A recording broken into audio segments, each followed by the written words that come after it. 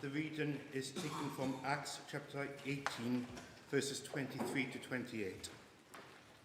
After spending some time in Antioch, Paul set out from there and travelled from place to place throughout the region of Galatia and Phrygia, strengthening all the disciples. Meanwhile, a Jew named Apollos, a native of Alexandria, came to Ephesus. He was a learned man with a thorough knowledge of the Scriptures. He had been instructed in the way of the Lord and spoke with great fervour and taught about Jesus accurately, though he had only known the baptism of John. He began to speak boldly in the synagogue, where Priscilla and Aquila heard him. They invited him to their home and explained to him the way of God more adequately. When Apollos wanted to go to Achaia, the brothers and sisters encouraged him and wrote to the disciples there to welcome him. When he arrived, he was a great help to those who by grace had believed, for he vigorously refuted his Jewish opponents in public debate, proving from Scriptures that Jesus was the Messiah.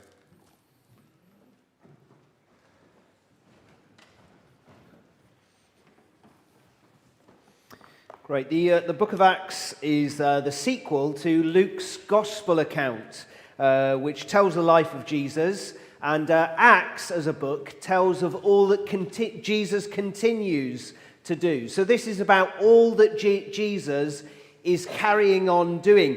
And the very first thing that Jesus does is leave the earth. So it's after his death, after he's come back to life again, 40 days later, he's with his disciples and he goes up to heaven. He goes back up to heaven, leaving the earth. But, well, it's Pentecost Sunday, in case you haven't noticed, and he sends the Spirit. The Father sends the Spirit, and the Spirit comes and lives in all of Jesus' followers, and the Spirit enables all of the Christians to carry on doing the work that Jesus began, as recorded in the Gospels, as recorded in Luke's Gospel account. So the second half of Acts is all about this particular person, this particular follower of Jesus called Paul. And he used to hate Christians, but then he came to know Jesus. And from that point onwards, he was traveling around telling people about Jesus so that they too would come to follow him.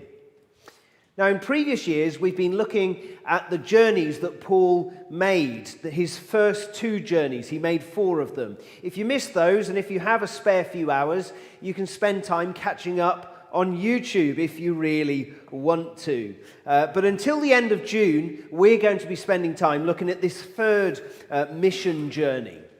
However, Paul slips out of focus very quickly as this journey begins. Verse 23 is the only mention we've got of Paul. He leaves his home church in Antioch. He goes throughout these regions that are mentioned there, and he's there visiting churches that he's helped establish. He strengthens the believers there.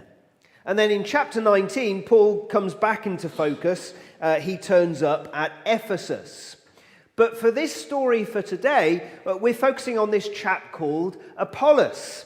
He turns up in Ephesus, but then leaves for Corinth in the region of Achaia before Paul turns up.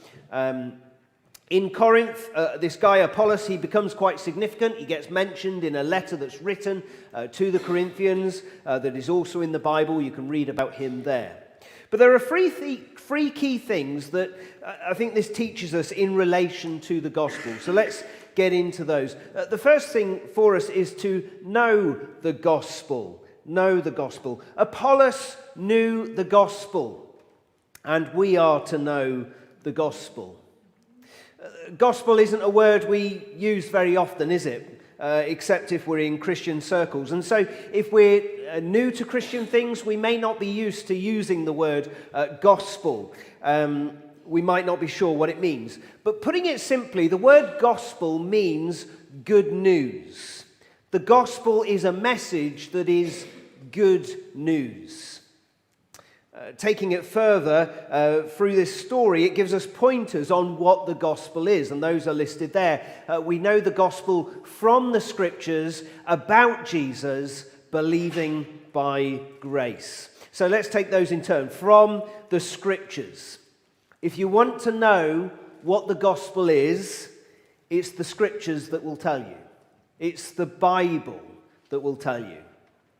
And remember that these people at this time, they only had the first half of the Bible. They only had the Old Testament, as we call it.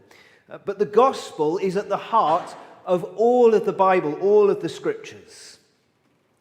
So as Apollos is introduced to us in verse 24, it tells us that he's a clever man, learned man.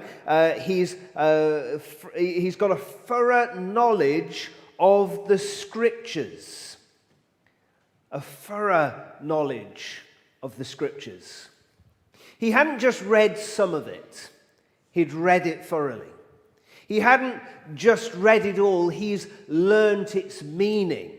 He's taken on all of the truths that the Scriptures teach.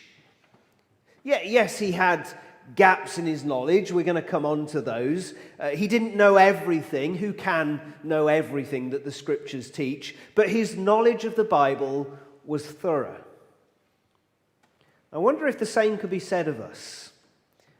If we want to know the Scriptures, if we want to know the gospel, we have to start with the Scriptures.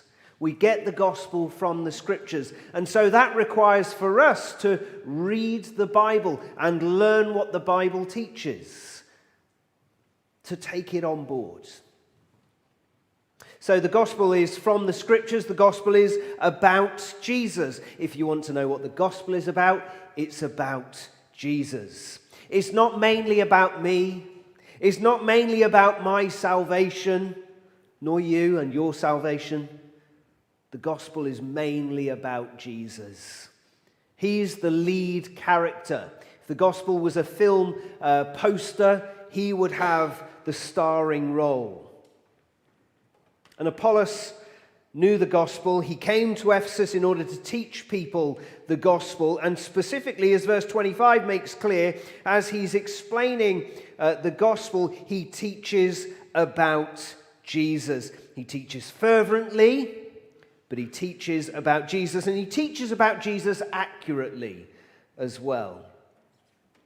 So the message about Jesus is that he is God the Son, having taken on human flesh, living on this earth, living a perfect life, dying a death that he didn't deserve because he died for our sin, and coming back to life again to give us new life with God that sets us right with God.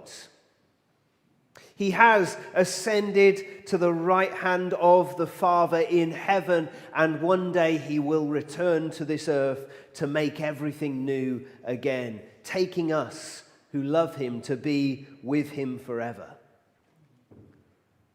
That's the gospel. That's the message that is good news about Jesus. And then the third thing there is that it's believing by grace. So this is about how we respond to the gospel. And you find this as a description of the Christians in verse 27. Almost incidentally, they're described, other Christians who were in Achaia, are those who by grace had believed. So our response is to believe this message. This message about Jesus, our response is to believe it, to accept it as true, and to say it has been done for me. It's to say, I fully rely upon this message about Jesus. And so the channel for this belief, if we're to believe in it, the channel for this belief is grace. Believing by grace. And grace is that it's all been done for me. It's a free gift given to me. I don't deserve it. I cannot repay it. So I am set right with God. I know him. I'm forgiven by him. Not because I'm good enough. Not because I'm clever enough. Not because I'm sorry enough. or hard-working enough, not because of anything I will do in the future, not because of any of those things that I can do, but I am set right with God purely out of his generous kindness. And it's that generates our belief in Jesus. Like, imagine someone who has totally messed up their life. Someone who has made some terrible decisions. They're at rock bottom. They've thrown away all these opportunities that they had, the wonderful upbringing they had, the education that they had. They've thrown it all away. They've even disowned their parents, even though their parents have been generous and kind and supportive of them. So this person doesn't have an income, doesn't have a home, sleeps on friends' sofas, living off whatever universal credit income they can get. This person is at rock bottom, and they've thrown it all away. But then this person's parents, who they haven't seen in decades, they tragically die. And even though this person doesn't deserve anything from their parents, even though it would have been perfectly acceptable for the parents to have cut off this person, this son or daughter of theirs that has disowned them, yet the parents have put this person in their will. They've left everything to this person. Their lovely house, all their savings and investments, all of it given to this person who has wasted their life and thrown it all away. That person doesn't deserve it. That person has not earned it. And that person certainly can't repay what has been done for them. But they can accept what has been made theirs in the will. They can accept the free gift of the parents' grace. And that's what it is to be a Christian. It's not to have earned it or deserved it, but it's to have accepted the kindness of God that is freely given on our behalf. Through one person's death, we are given everything. So that's the gospel that we are to know. Where is the gospel? It's from the scriptures. What is the gospel about? It's about Jesus. And how do we respond to this gospel?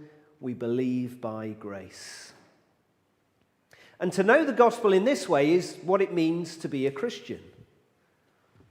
And perhaps today is the first time you've really grasped what this gospel is, what this message is. And if so, then I would call you to respond today with that last one. Believe by the grace of what God has done for you in Jesus. By saying that Jesus gave his life for my benefit to do me good, and I accept this as his free gift. That is what it is to believe by grace. And to know the gospel in this way, that's the beginning of the Christian life. But it doesn't stop there. The second thing we see is that we are to grow in the gospel. And the third one coming up is to go with the gospel. So Apollos needed to grow in the gospel. We all need to grow in the gospel. If we know the gospel, we are to grow in it. And you might be well aware of this. You might be really feeling this. Perhaps you're a brand new Christian and you're thinking there is so much I need to grow in. And perhaps you're really hungry to search out more about the gospel and to grow in the gospel more and more, to experience more of the gospel in your life. Perhaps that's you. But maybe you've been a Christian for many years. No matter how mature you are as a Christian, no matter how much you've experienced of the gospel in your life, there's always more to grow in. But the growth is not in something extra. It's not like we come to know the gospel and then we need a list of different things that we're to grow in. No, we grow in that which we began with. The gospel is like the ocean. And becoming a Christian, knowing the gospel, is getting in the ocean. How do you start getting in the ocean? Well, you tiptoe in, don't you? Perhaps just a test if it's cold or if it's warm enough for you to get into properly. You might dip your toes in, but you're in the ocean. You might be up to your ankles, but you're in the ocean. You know and accept the gospel. That's what it is to become a Christian. Get in the ocean. But growing as a Christian is getting more into the ocean. Growing in the gospel is going deeper into the ocean or further into the ocean. The ocean is very big and very deep. And so you might go for a swim around a bay, or maybe you put on a mask and a tank and you go for a dive down deep into the ocean. But no matter how far you swim, no matter how deep you go down into the gospel, you're always in the gospel. You never exhaust the gospel. You've never covered the entire width and depth of the ocean if you go for a swim in it. And likewise, you can never exhaust the whole of the gospel.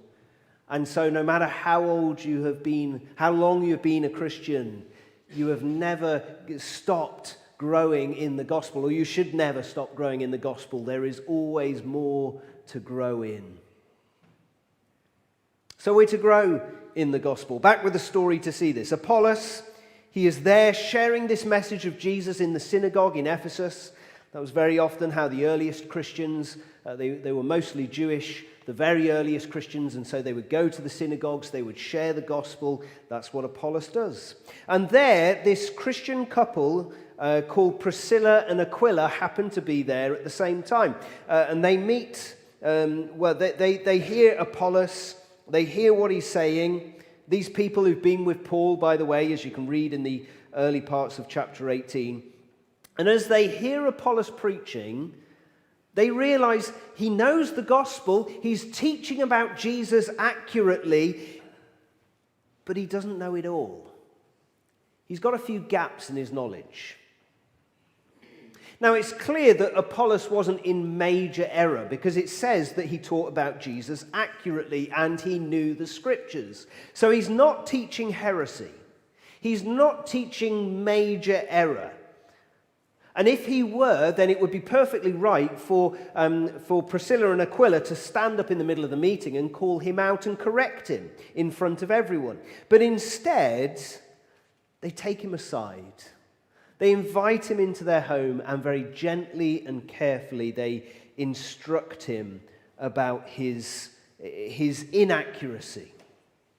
So he knows about Jesus accurately, but his deficiency has something to do with the fact that he only knew about the baptism of John, as the end of verse 25 tells us. So he probably didn't have a full understanding of what baptism signified. John's baptism was to prepare people for the coming of Jesus, and the baptism that followed recognized that Jesus had come. So, Priscilla and Aquila, they invite him back to their home, and they very gently teach him so that he can understand the gospel, the way of God, as verse 26 tells us, the way of God more adequately. And I want you to notice something very particular here. We as a church have the main teaching role as that of men who are suitably qualified. So the main teachers of the church, we understand that from the scriptures as a church, that the elders of the church, who are the main teachers of the church, that they are only to be godly, qualified people, and only people who are men.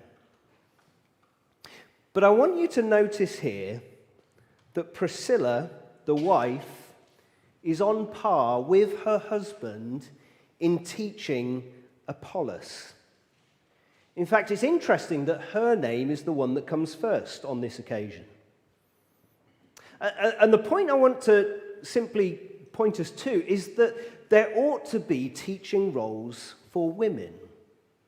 Though we reserve the teaching role of the main teaching role of the church for the elders of the church, there ought to be a role for women teaching. and even on some level of teaching to men as well. Now, you might want to ask me about that afterwards. It's a very complicated issue. You might want to ask me about why our church has men as the elders of the church. I'd be very glad to talk that through with you if that would be helpful. Now, that's a side point, so put that in your back pocket. Think about it another time. The main point is that we are to grow, and we need to be taught. We all need to grow, we all need to be taught, and if we are all to be taught, we all need to be teachable. Some people aren't teachable, are they? You've met people like that. You tell them this is what actual facts are, and they say, no, I don't accept that. You know, people who believe that the earth is flat or something like that. I shouldn't get into that, but there we go. I'm going to have lots of comments on YouTube after this. There we are. Some people aren't teachable. We need to be teachable. And we also need to be able to teach as well. All of us, if we've been Christians for some time, ought to continue to be teachable, but also ought to look for opportunities to teach others. Not necessarily in formal roles, recognized roles, not necessarily teaching a Sunday school or a youth group or a women's Bible study or whatever else it might be, a life group. But we all ought to be looking for opportunities to teach those who are less mature than us, who don't know the gospel as well as us. How can we be taught? Well, there are lots of ways. I mean, the most obvious one is what we're doing right now. But what about reading books, good Christian books? What about studying courses that teach us more about the gospel? Various seminars and conferences we can go to, or simply spending time with a more mature believer, as is modeled for us here. All of those are very good ways that we can grow in the gospel.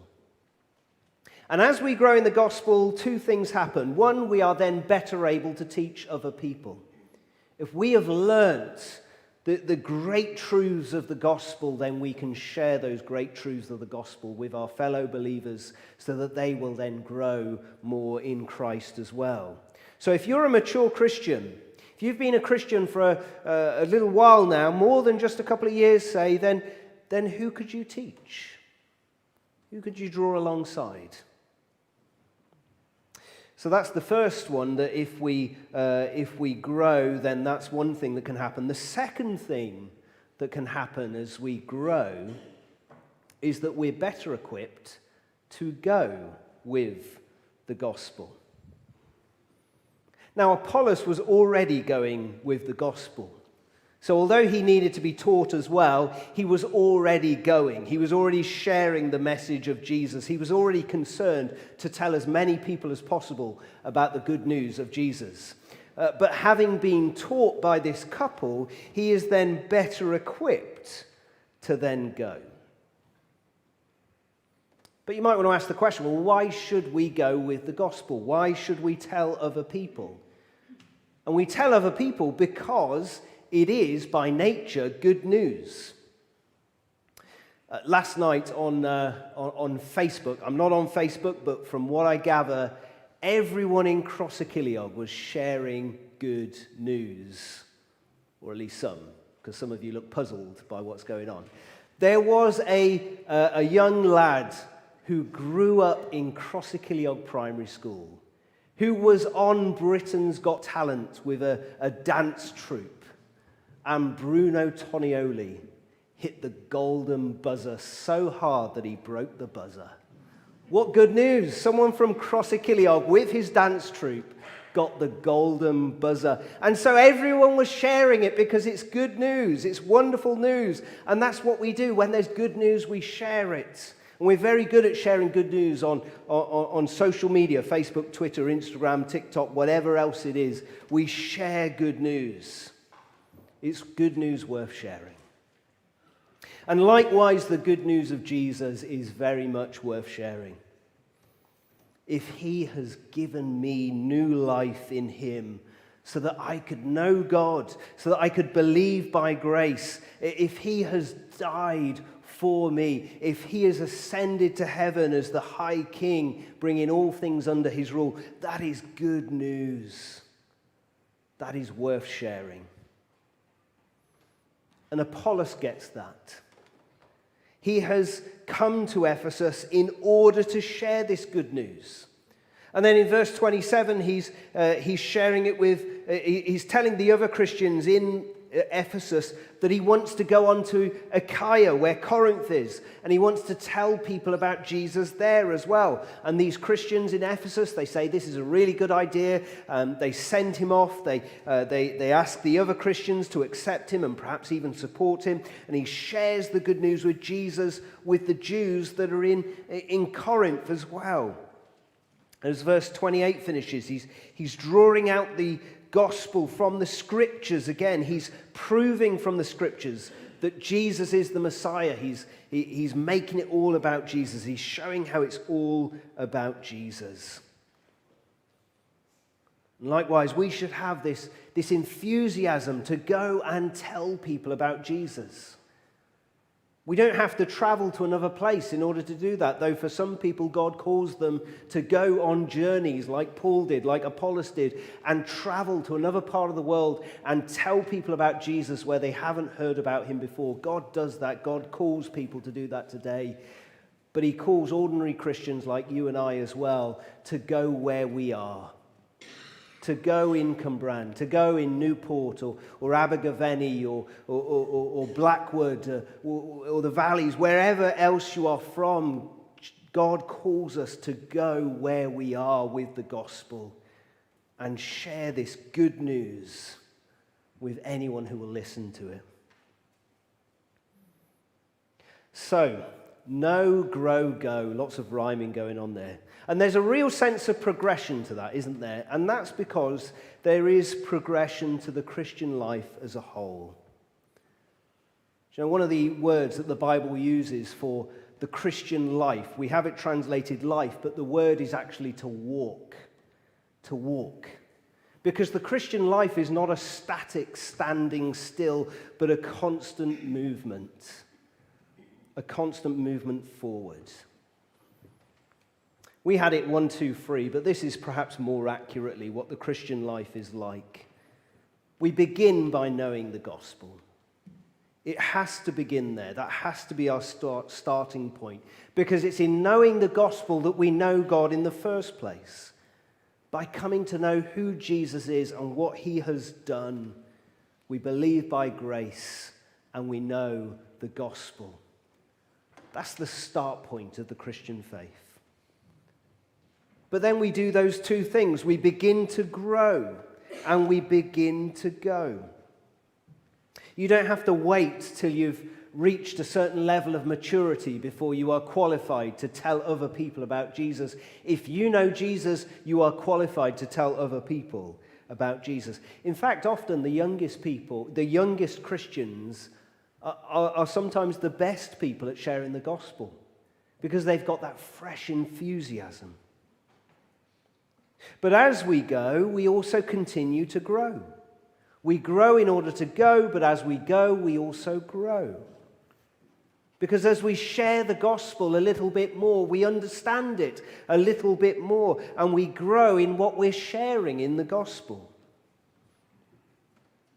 So the questions for us to address in our own minds and hearts, the first question we need to ask is have I come to know the good news of Jesus? Have I seen who Jesus is? Have I understood what he has done, giving his life?